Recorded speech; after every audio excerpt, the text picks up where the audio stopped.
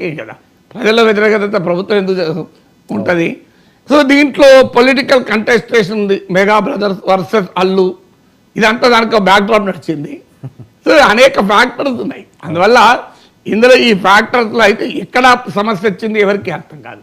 ఎందుకంటే అల్లు అర్జున్ సినిమాకు ప్రభుత్వం రేట్లు పెంచుకొని అవకాశం ఇచ్చింది, బెనిఫిట్ షోలు ఇచ్చింది, అన్ని ఇచ్చింది కదా, ఎక్కడ అభ్యంతరం చెప్పలే.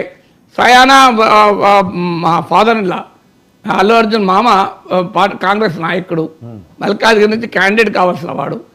ఆజతక్ ఇంటర్వ్యూలో రేవంత్ రెడ్డి చెప్పాడు మాకు బంధువు కూడా అని చెప్పాడు. అల్లు అర్జున్ అత్తగారు వాళ్ళు మాకు బంధువు అని కూడా చెప్పాడు. సో ఇవన్నీ జరుగుతున్న సమయంలో మరి ప్రజల్లో వచ్చే ప్రశ్నలకు ప్రభుత్వం తీసుకుందా, నోబడి నోస్ వాట్. మీరు ఇన్సైడ్ చెప్తారన్నా, నాకు ఇన్సైడ్ నాకు కూడా తెలియదు, అందరికీ తెలిసింది అవుట్ సైడే. ఇన్సైడ్ అవుట్ సైడ్ చూసి మనం సైడ్ తీసుకోలేము, ఇన్సైడ్ తెలియదు, అవుట్ సైడ్ చూసి సైడ్ తీసుకోలేము. అందువల్ల బోత్ సైడ్ చెప్పి ప్రజలకు వదిలేయడమే. సార్ ఇది ఇక్కడతోటి ఆపాల్సిన అవసరం ఉందంటారా? ఎందుకు అవుతుంది, ఆగే క్వశ్చన్ లేదు. మీరు నేను తలుచుకుంటూ అవుతుందా? పబ్లిక్ డొమైన్లో పొలిటికల్ కంటెస్టేషన్ అయిన తర్వాత ఎవరు ఆపుతారు? ప్రభుత్వం ఆపుతుందా, గవర్నమెంట్ ఆపుతుందా, అపోజిషన్ ఆపుతుందా? సినిమా ఇండస్ట్రీ ఆపాలని కోరుకుంటే కోరుకోవచ్చు. సో ఈ ప్రాసెస్ ఇప్పుడు అల్లు అర్జున్ అరెస్ట్ అయినప్పుడు సినిమా వాళ్ళంతా ఆయన దగ్గరికి వెళ్ళి క్యూ కట్టారు. అది సహజంగా ఒక ప్రభుత్వం అరెస్ట్ చేసింది. ఎవరు అరెస్ట్ చేశారు? ప్రభుత్వం. ప్రభుత్వం అరెస్ట్ చేసిన వ్యక్తికి సాలిడారిటీగా ఫిలిం ఇండస్ట్రీ మొత్తం వెళ్ళింది, మొత్తం అంటే ప్రముఖులంతా వెళ్ళారు. సహజంగానే ప్రభుత్వం పర్సెప్షన్ ఏముంటుంది, వీళ్ళందరూ అల్లు అర్జున్ రైట్ అంటున్నారు అంటే ప్రభుత్వం తప్పు అంటున్నారు కదా. రేవంత్ రెడ్డి కూడా ఇంత సీరియస్గా రియాక్ట్ అయ్యేదానికి అదొక పాయింట్ అయి ఉండాలి. అంటే మొత్తం ఫిలిం, ఎందుకంటే రేవంత్ రెడ్డి అల్లు అర్జున్ పైన రియాక్ట్ కాలేదు, ఫిలిం ఇండస్ట్రీ పై రియాక్ట్ అయ్యాడు. అందువల్ల ఫిలిం ఇండస్ట్రీ మొత్తం అల్లు అర్జున్కు సాలిడారిటీ కోసం వెళ్ళారు. వాళ్ళు ఏదో రేవంత్ రెడ్డి మీద కోపంతో వెళ్ళారని నేనేమన్నాను, రేవంత్ రెడ్డిని విమర్శించడానికి వెళ్ళారని కాదు. అల్లు అర్జున్కు సాలిడారిటీ చెప్పడానికి వెళ్ళినా ఆ కాంటెక్స్ట్ ఎట్లా మారింది. అల్లు అర్జున్ నార్మల్ టైంలో సాలిడారిటీ చెప్తే అభ్యంతరం లేదు. ఒక తప్పు జరిగింది అని పోలీస్ కేసు పెట్టి ప్రభుత్వం తప్పు జరిగిందని అంటున్నప్పుడు ఆయన జైలు నుంచి వచ్చిన సందర్భంగా అందరు సినిమాలు ఒకరి తర్వాత ఒకరు వెళ్ళి కలిస్తే అంటే వాళ్ళు ఏం మెసేజ్ ఇస్తారు సమాజానికి? అల్లు అర్జున్కి వైపు మేమున్నాం, అల్లు అర్జున్ ప్రభుత్వం ఇబ్బంది పెడుతుందని ఒకవైపు అపోజిషన్ అంటుంది. ఈ మొత్తం స్క్రిప్ట్ అంటే ఎట్లా వచ్చింది అంటే ఫిలిం ఇండస్ట్రీ వర్సెస్ గవర్నమెంట్గా మారింది. ఇక మారిన తర్వాత గవర్నమెంట్ రియాక్ట్ అయింది, బెనిఫిట్స్ రద్దు చేస్తాం. ఆల్రెడీ ప్రజల్లో ఒక డిఫరెంట్ ఒపీనియన్ ఉంది, ఏంటి ఈ ధరలు ఇంత రేట్ టికెట్ ధరలు పెంచుకునే ఏంటి అని. సో ఇవన్నీ కాంబినేషన్ ఆఫ్ ఫ్యాక్టర్స్ ఉన్నాయి, ఒక వెబ్ ఆఫ్ థింగ్స్ ఉన్నాయి. ఇందులో కుల్లంకుల్లా కావడానికి చాలా సమయం పడుతుంది. సార్ జాతీయ స్థాయిలో నన్ను దోషిగా నిలబెడుతున్నారు అన్నది అల్లు అర్జున్ గారి ఆవేదన. నిజంగా అది ఎస్టాబ్లిష్ అవుతున్నదా పబ్లిక్లో? పబ్లిక్లో ఇది అది ఎస్టాబ్లిష్ అవుతుందని మనం ఇక్కడ కూర్చొని డిసైడ్ చేయలేము, ఎందుకంటే కోట్లాది మంది ప్రజలు మనం. ఆయన ఆవేదన అదే కదా సార్, నేను జాతీయ స్థాయిలో నన్ను దోషం చేశారు అని కదా. అంటే డెఫినెట్గా పోలీస్ కేసు పెట్టిందంటే నిందితులు అన్నట్టు, అక్యూజ్ అని. కొత్తగా దోషం చేయడం ఏంటి? ఇది అక్యూజ్ నెంబర్ 11, A11 కదా.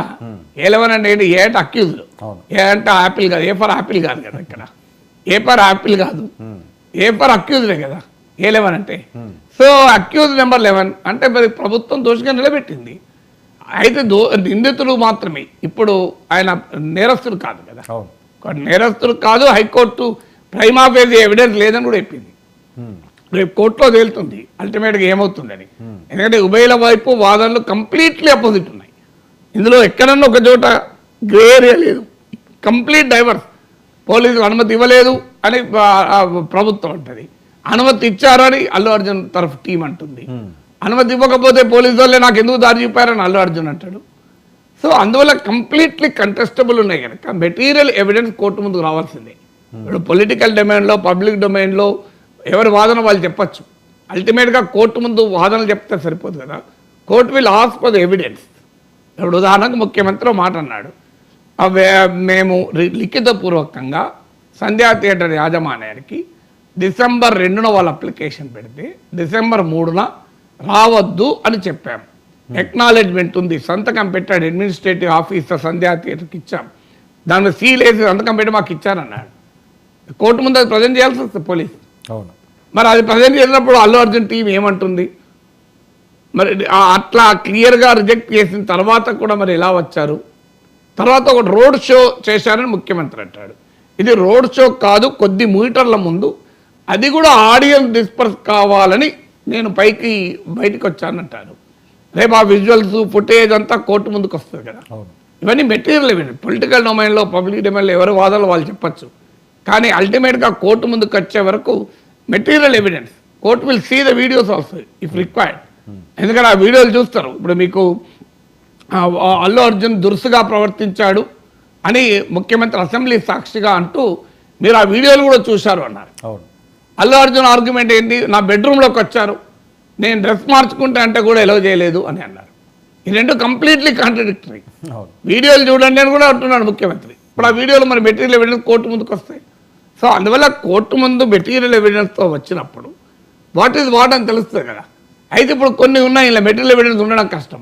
ఏసీపీ వెళ్ళాడు ముందు, డీసీపీ వెళ్ళి చెప్పాడు, ఆయన ముందే చెప్పినా కూడా సినిమా చూశాడని. అది మరి ఎలా ప్రూవ్ చేస్తారో తెలియదు, ఎందుకంటే అది ఓరల్గా చెప్పడమే కదా. అవును. సో అక్కడ ఎవరమో సాక్షులుగా ఎవరుంటారు, ఎవరు చెప్తారు అనేది క్వశ్చన్. అందులో థియేటర్లో కష్టం కూడా అది థియేటర్లో కష్టం కదా. నథింగ్ ఈజ్ రికార్డెడ్ కదా. అవును. థియేటర్లో ఈ సీసీటీవీ ఉండవు సార్. గతంలో ఇలాంటి సిచ్యువేషన్లు, ఇలాంటి సంఘటనలు ఏమన్నా జరిగిన సందర్భం ఉన్నా సార్? అంటే మనకు గుర్తులేదు, మాట్లాడకూడదు.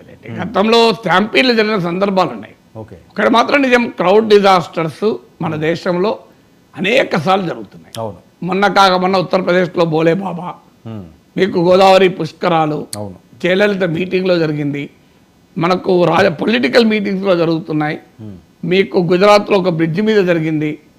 ఇలా ఒక్కసారి కాదు, ఇది దేవాలయాల్లో జరుగుతున్నాయి, ఆరాధనా స్థలాల్లో జరుగుతున్నాయి, ఇలా అనేక సార్లు జరుగుతున్నాయి. అయినా ప్రాపర్ క్రౌడ్ డిజాస్టర్ మేనేజ్మెంట్ అనేది ఎవరూ పట్టించుకుంటలేదు. అదే అన్ఫార్చునేట్.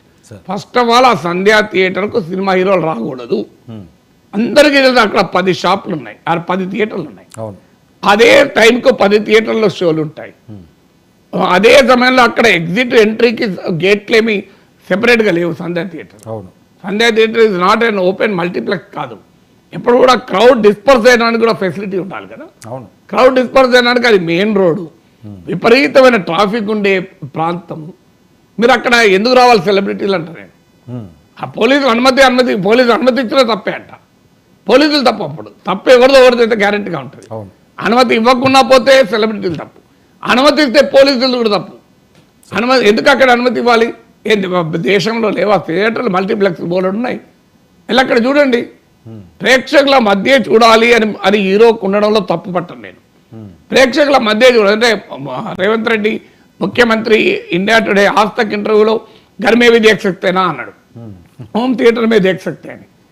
సినిమా తాను నటించిన సినిమా ప్రేక్షకుల మధ్య ఉండి వాళ్ళ ఎమోషన్స్ చూడాలి అని ఒక హీరో అనుకుంటే తప్పేం లేదు.